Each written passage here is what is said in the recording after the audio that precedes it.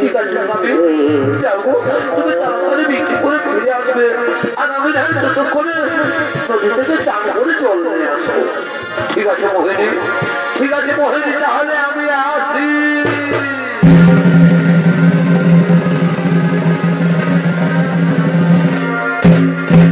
এদিকে মোহিনী নদীর ঘাটে চান করতে গেলে সেই গ্রামের কিছু রমণী নদীর ওই ঘাটে জল তোলার জন্য আগমন করতে চলেছে।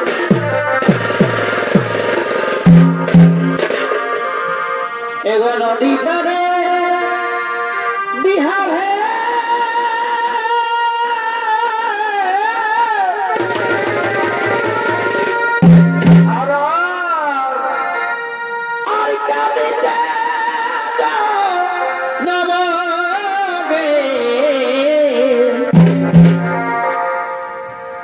নদী পারে বিহার হে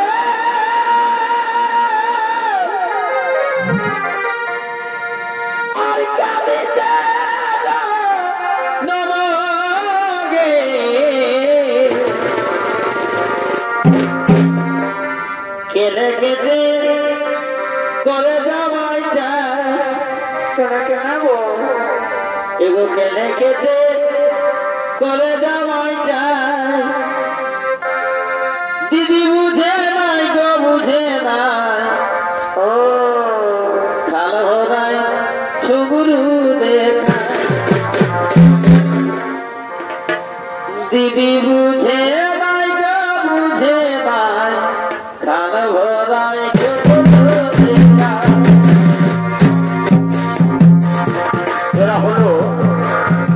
এরা হলো সেই গ্রামের রমণী, এরা আজ মনের আনন্দে দল বেঁধে ওই নদীর ঘাটে জল তোলার জন্য আগমন করেছে।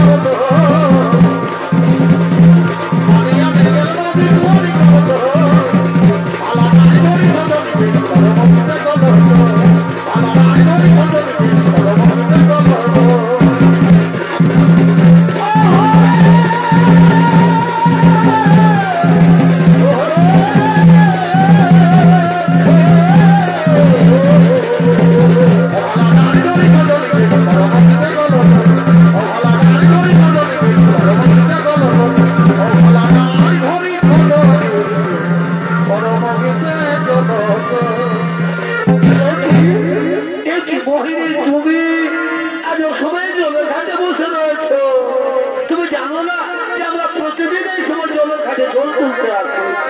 তুমি তো ছোট চন্দ্রাল, তোমার মুখ দেখাও তো আমাদের পাপ। আমার সম্মানই না, তোমার লোকটা করে না।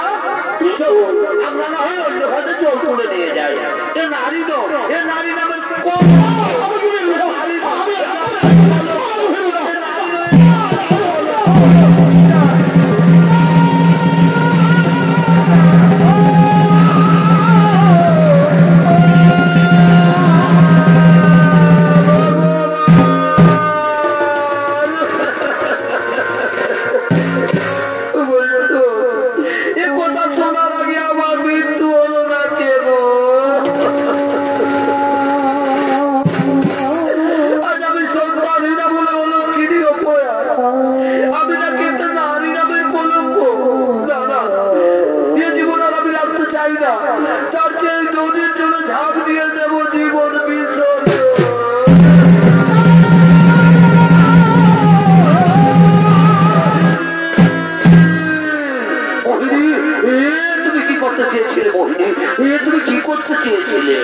তুমি জানো না যে আত্মহত্যা মহাপাপ।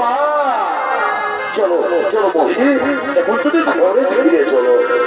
জানো মোহিনী, আজ ভিক্ষে করে ফেরার পথে ভিক্ষের তোলায় বিশ্রাম করছিলাম, হঠাৎ কে যেন স্বপ্নের মতো আমাকে বলছে, হীরাচন্দ্র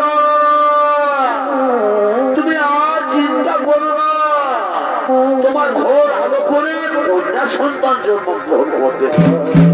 আর জানো মোহিনী, সেই সন্তান নাকি হবে ভগবান বিষ্ণু পরম ভক্ত। চলো মোহিনী, চলো ঘর ফিরে চলো। এসো এসো, রান্না করবে, এসো।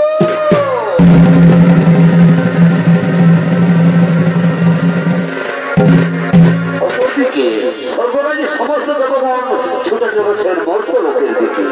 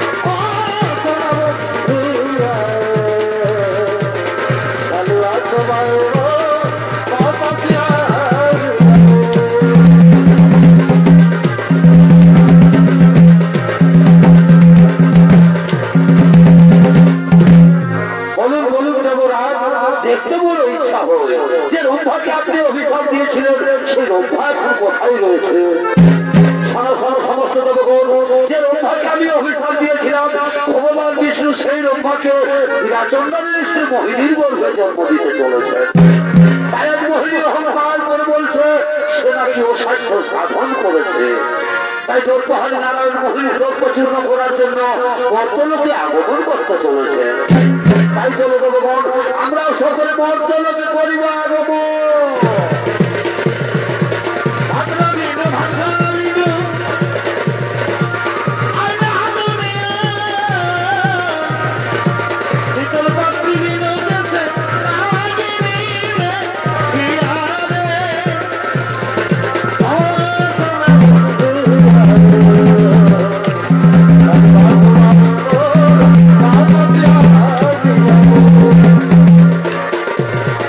Oh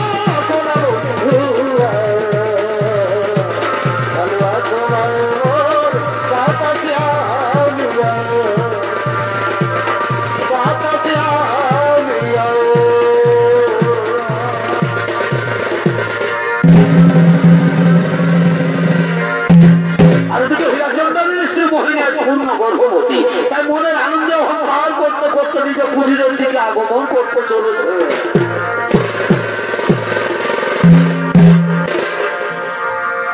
জীবনটা জানি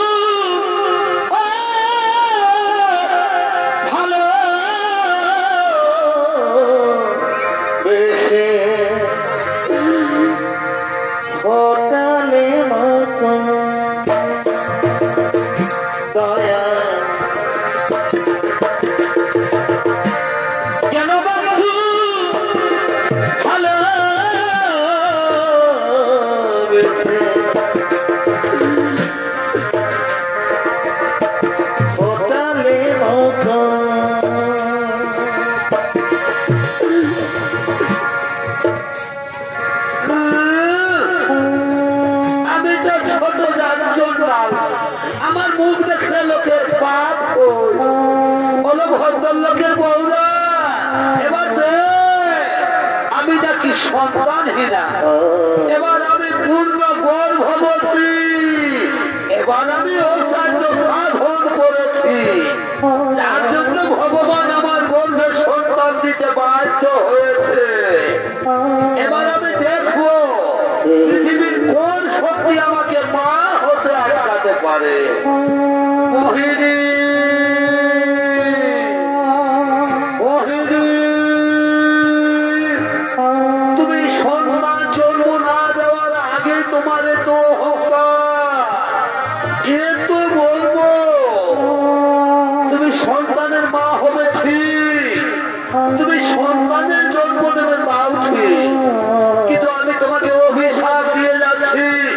তোমার সন্তান পৃথিবীর আলো দেখবে ঠিকই, কিন্তু তুমি তার মুখ দর্শন করতে পারবে না।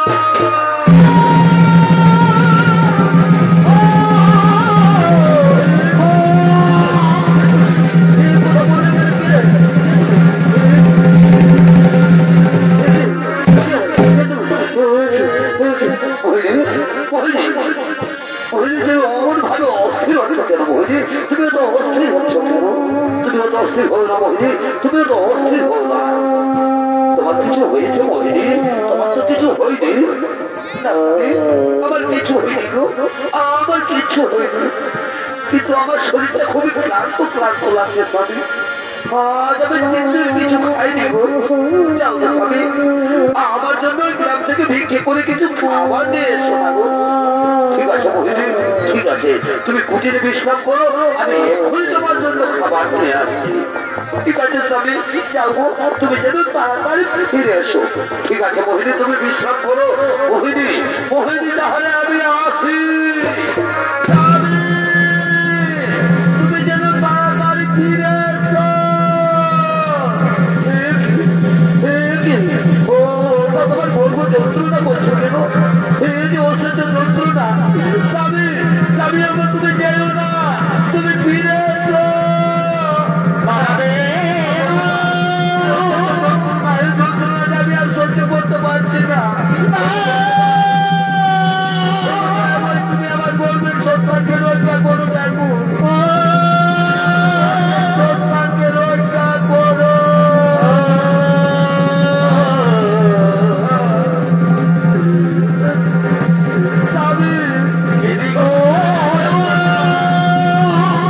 আমি যে যন্ত্রণা সহ্য করতে পারছি না। ভগবান,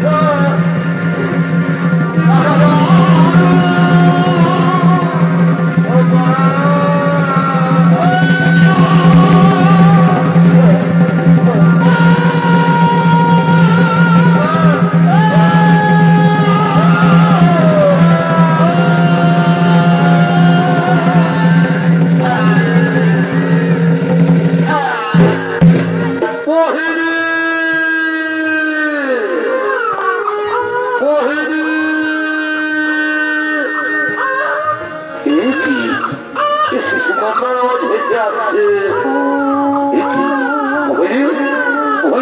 তুমি আমাদের সন্তানের জন্ম দিয়েছো, আজ আমার কি আনন্দ, আজ আমার খুবই আনন্দ, আজ আমি বাবা হয়েছি, আর আমাকে কেউ সন্তান ফিরে বলতে পারবে না। দেখো দেখো মোহিনী, তুমি সন্তানের মা হয়েছো, আর তোমাকে কেউ অলক্ষণীয় করে বলতে পারবে না। মোহিনী কথা বলছে না কেন? মোহিনী মোহিনী মোহিনী মোহিনী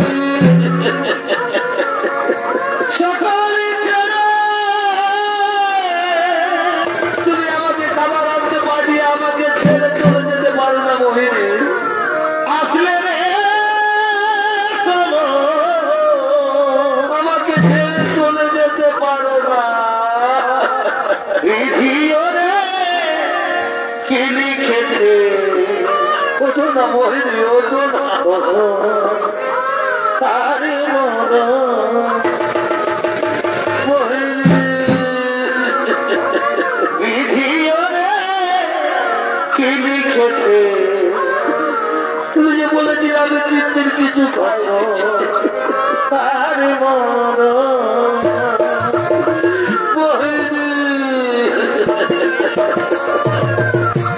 চলে যেতে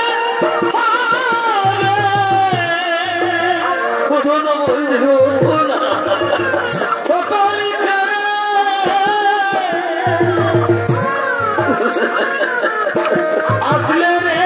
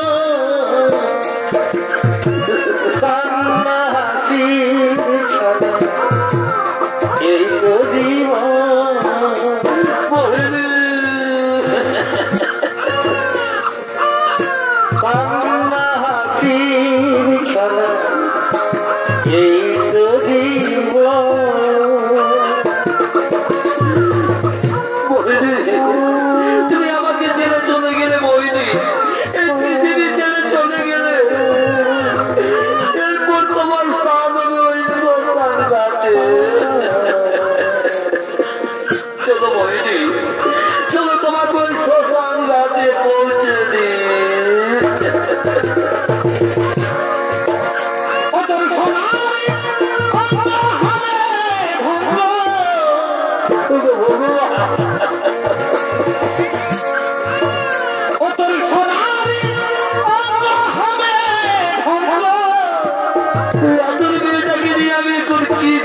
কোথায় যায় মনে হবে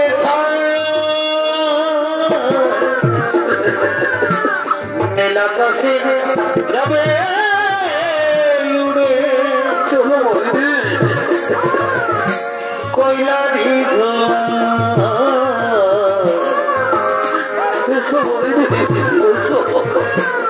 নীলাকাশে যাবে উড়ে কয়লা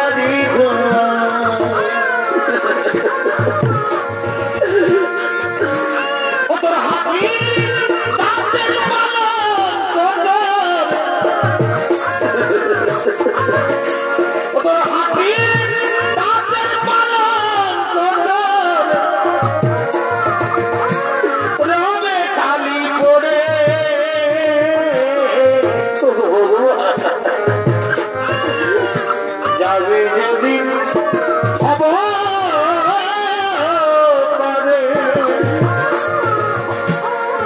ফাঁসির দোলায় চড়ে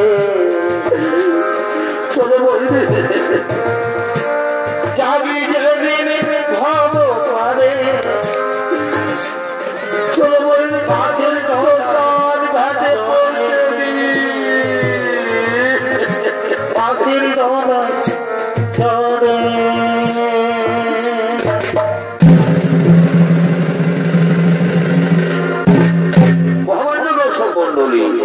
তাই হীরাচন্দন তার স্ত্রীর সৎকার্য শেষ করে তার কন্যা সন্তানের নাম রাখলেন শবরী।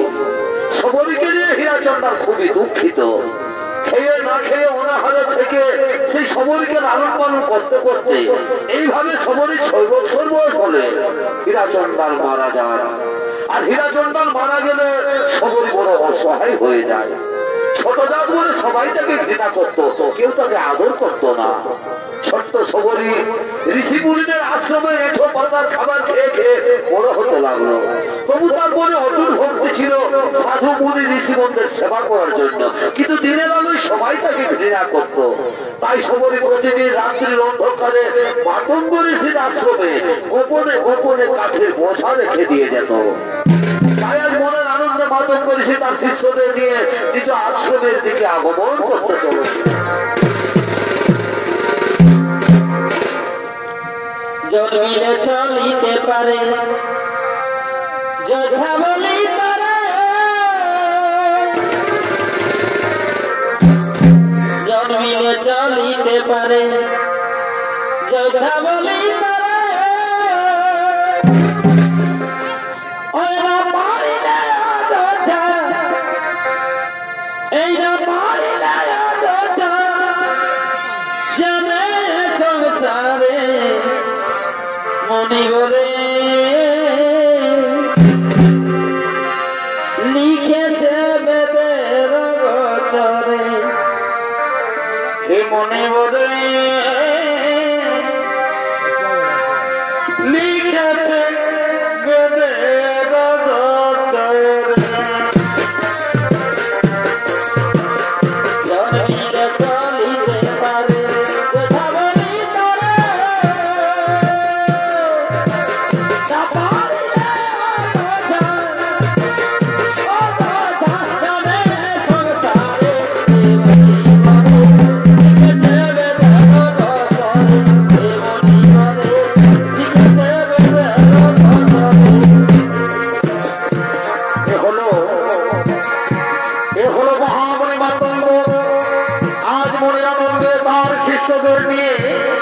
নিজ আশ্রমে আগমন করেছে।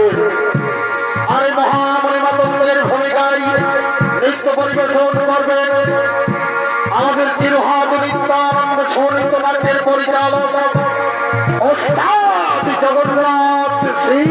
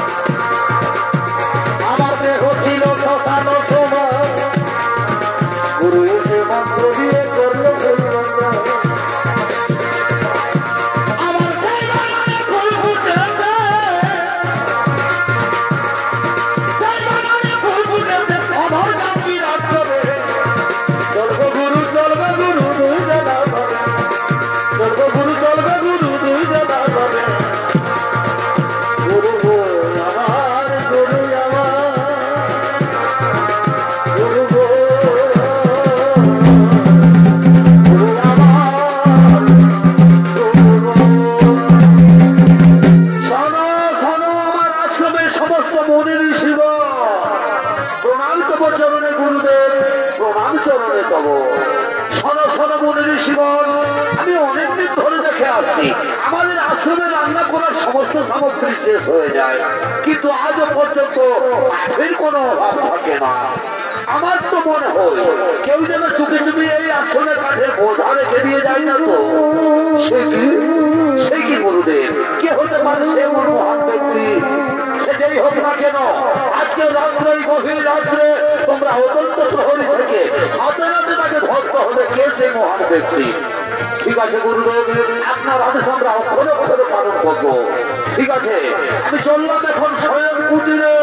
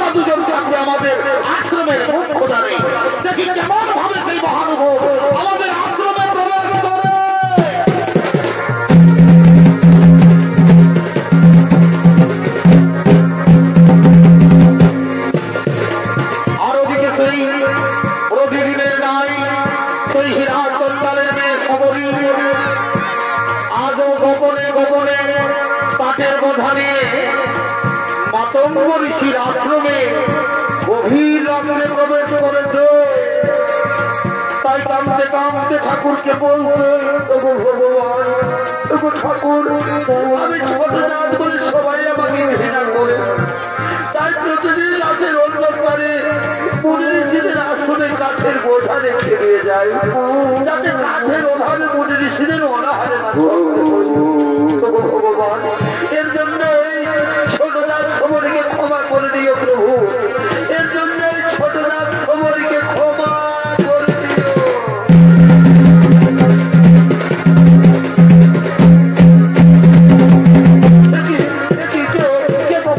এই রাতের অন্ধকারে তোমরা কে?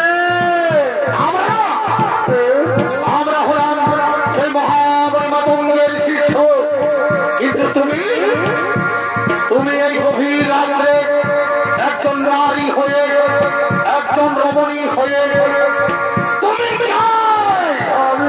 আমি হীরাচন্দালের মেয়ে সবরী। ও হীরাচন্দালের মেয়ে সবরী? তাহলে তুই সেই হীরাচন্দালের মেয়ে, তুমি ছোট যাও, সেই হীরাচন্দালের মেয়ে সবরী যাও। মনে ঋষি বল, আমি তোদের কিছু অপরাধ করিনি। অপরাধ করি? তুমি নিজে দাঁত হয়ে, তুমি ছোট দাঁত হয়ে গোপনে গোপনে এই মানব ঋষির আশ্রমে প্রবেশ করে দাও। তুমি জানো না যে নিজে দাঁত ছোট দাঁত কেউ কোনদিন এই মানব ঋষির আশ্রমে প্রবেশ করতে পারে না। ওই মনি ঋষি ভাই সাহেব এই সময় করতে করতে নিয়ে চলো আমাদের গুরুদেবের কাছে।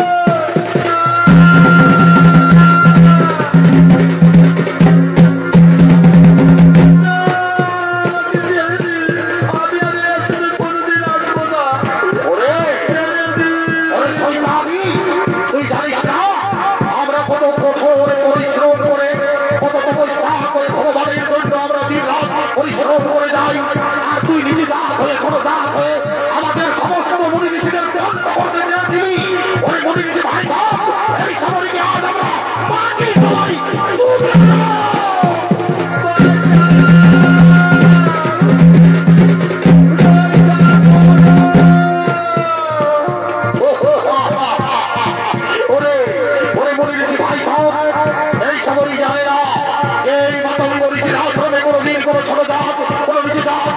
করতে পারে না, তাই শোনো, আর বিলম্ব না করে এই খবরকে আজ আমরা ফেলবো।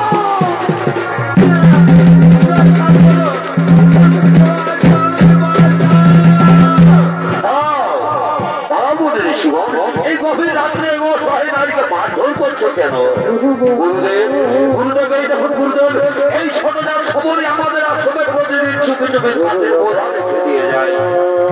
বলি ঋষিগণ, এই সময় শুধু কাঠের বোঝা রেখে দিয়ে যায় না, এই সময় প্রতিদিন গভীর রাত্রে আমাদের আশ্রমে ঝাড়ু লাগায়, ফুল পাতে, আবার গোপনে গোপনে মুনি ঋষিদের সেবাও করে যায় এই সময়। গুরুদেব, তাহলে আমাদের ভুল হয়ে গেছে গুরুদেব, আমাদের ক্ষমা করে দিন গুরুদেব, আমাদের ক্ষমা করে দিন। তথাস্তু। মা শবরী, মা শবরী, আজ তোমাকে দেখে আমি খুবই আনন্দিত হয়েছি মা, আজ আমি খুবই আনন্দ পেয়েছি। কারণ মুচি হয়ে সূচি হয়ে যদি কৃষ্ণ পুজো, আর সূচি হয়ে মুচি হয়ে যদি কৃষ্ণ পূজে। মা শবরী, আজ তোমার শরীরে নবভক্তির সঞ্চার হয়েছে, তোমার শরীরে নবভক্তি উদয় হয়েছে। আজ থেকে তুমি এই আশ্রমের সমস্ত দায়িত্ব পালন করবে। মা শবরী, দেখবে এই আশ্রমে একদিন ভগবান রামের দর্শন পাবে, এটাই মাতঙ্গ ঋষির আশীর্বাদ। বলি ঋষিগণ, শবরীকে আমাদের অন্ত কুটিরে নিয়ে চলো, আজ আমি মা শবরীকে গুরু দীক্ষায় দীক্ষিত করে দেব।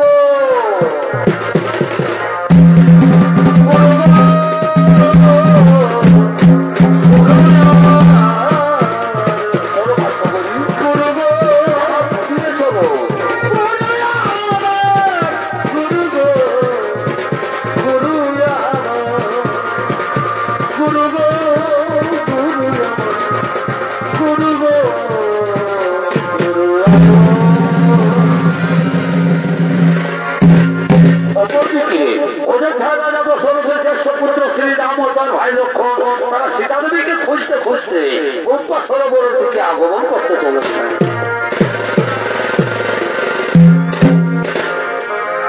রাম কাহানি শুনো রে, রাম কাহানি, রাম কাহানি শুনো রে, রাম কাহানি।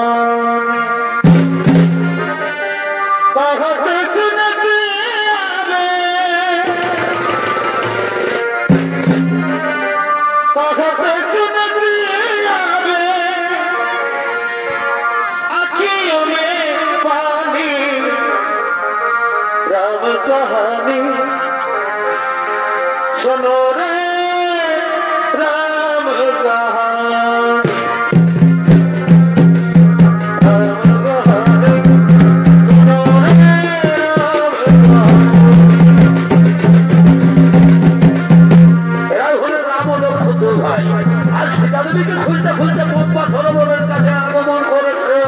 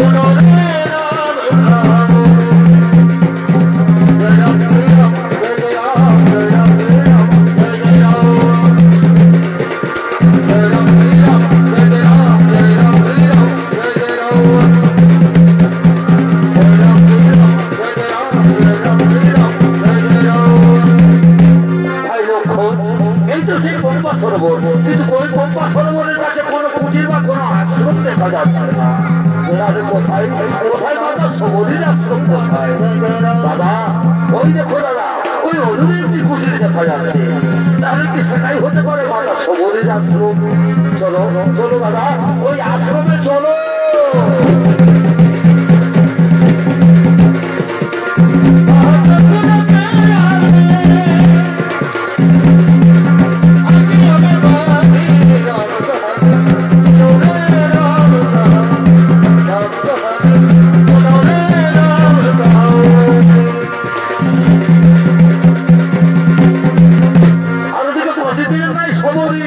আজও তার আশ্রমে রামের আশার পথে ঝাড়ু লাগাবার জন্য ফুল পাতার জন্য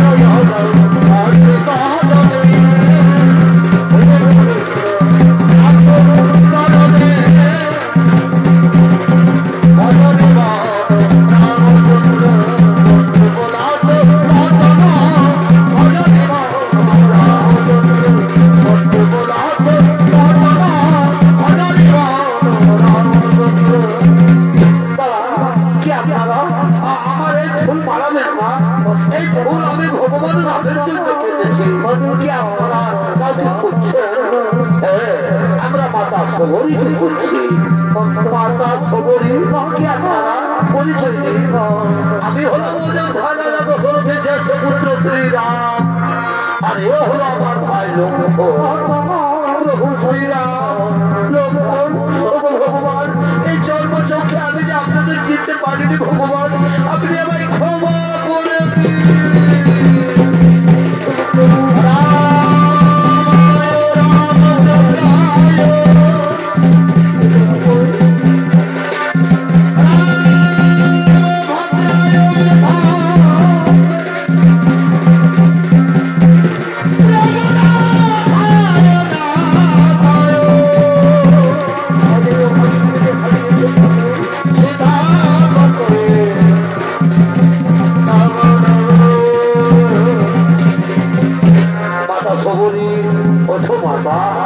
তোমাকে দেখে মনে হচ্ছে আমরা যেন মাতা কৌশল্যার কাছে দাঁড়িয়ে রয়েছি। আমি যে আপনাদের জন্য মিষ্টি মিষ্টি ফল এনে রেখেছি প্রভু, আসুন প্রভু আমার কুটিরে আসুন। আপনাদের জন্য আমি মিষ্টি মিষ্টি ফল এনে রেখেছি।